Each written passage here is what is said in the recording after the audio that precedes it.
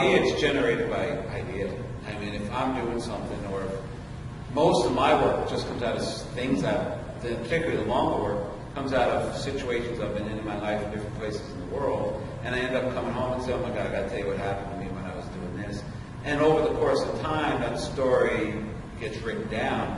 It's no different than me telling the story. I just happen to be writing it down. But if I've got an idea for something, like I was saying on the drive down here, Just the Right Song came on. I was thinking about my dad, and I literally driving, texting myself notes about what to do, you know.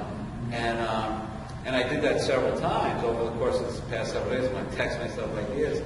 And so it's not, so with the idea, I could be teaching all day long, but that night still be fine.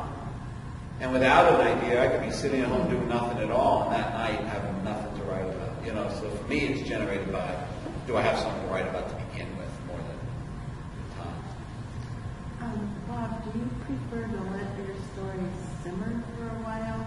You know, space between the time it happened and the time, or like, what's your ideal space between the happening of the story? The longest one is 30 years. In this book, the anchor story in this book is a 60-page, most of them have 10 pages. The anchor story is 60 pages. It started at 270 pages about an event that happened 30 years ago. And I just felt comfortable enough to let it go and be done with it. And others are, you know, almost immediate. But for the most part, yeah, I'll write them right away sometimes, but for the most part, I'll experience something. Like the book I had about Russia, I was still going to Russia. I have 2 books about Russia. I was still going, making trips to Russia all the time. But the stories were from trips that were 5, 6 years earlier. So they definitely incubate, is a good word for it. And they definitely do. You know, for the most part, I'll write something and stick it away. And, you know, Rick and I were talking about that earlier, how many pieces I've got in a different folder of essays that, you know, some of them I finished a few weeks ago, others it's been a few years, and I'll look at it and go, I'm not real good with it yet. You know, sometimes it's the way it's written, sometimes it just, I haven't found what's the point. It's like, that's a great story, but who gives a shit? You know, and so that has to hit me sometimes. That poem, when I wrote down at my teacher's house and told him I just finished this great poem, I finished it 16 years later. I published it 16 years later after. And Lawrence was like, "Can you fucking hook me up for that?"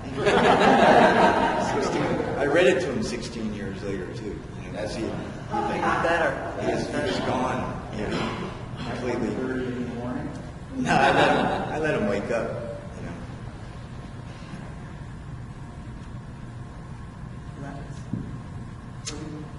know. My process, we have a random man, and there's a very vibrant spoken word, open mic, and hip hop and slam and scene going on. So it's just great for me that I can write something that I know will try to entertain a group of basically 20-year-olds. And a lot of them are hip hop artists, or just strong-willed people with a sense of humor, but quick. And so it's almost like it's just a way to it frees me from any kind of writer's block, whether that's a real thing or not. But just I'm going to go. It's this Sunday night. I'm going to get something new. And you want to come with something new sometimes. And so then you're just trying to make a room full of people pay attention and laugh. It doesn't have to be a poem. It's just something. Then it can become a point. So that's basically a lot of my process. Stealing from kids. I don't know, Patricia will say this, but she writes, I would say, I don't know if this is true, but every couple of weeks I get a letter and it has all these pictures and collage, and there's a poem hidden under the Eiffel Tower, and so she's, I don't know if she really works this way, but for me, every couple of weeks I get either a handwritten or sort of tiny little poem tucked into something. So her poems are gifts and art, and knows what, and they just like show up in the mail. Which makes me feel guilty because then I email her. Nice mom. I live in a pretty isolated place. It is to laugh. So my communication venue is the U.S. Post Office. Go through there. Yeah. Letters. And you'll see out on the table the 20 years of letters. Well, I mean, that's not all of them. That's just the ones that could be picked up. Yeah, those were just the ones that could be picked up at hand. There are still drawers and things stuffed in books. I've gotten letters from Patricia that were sewn, there's one out there that's sewn into a linen sack. You know? And how do you answer that? I know. Yeah, I'm talking about intimidated. I'm like, I'm not writing to her. Oh, but he sends me a box of books. Yeah, I send her other people's Yeah. books. Like, Yeah. trying to even the score. The latest project, our university is deaccessioning books, and I go in and they're supposed to be selling them for $1 a piece, and I go in and I liberate them. And one of the earliest, this is Theocritus Bion and Damascus. Yeah, and I'm annotating them. I'm annotating them, and then I sent this one to Rupert. He's annotated it as well, and we hope people learn a lot. So you get something in the mail.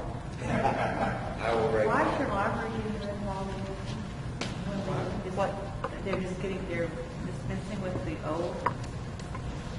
Yeah, that's an old one, but I mean, when you walk past a Carroll and there are all the plays of August Wilson, or there, George Steiner's essays, you're going, who the hell is making this decision? Because it hadn't been checked out in a while. Are you kidding me? So, I mean, I've actually picked up some great books that way, but it's Yeah. a shame that collections get dispersed.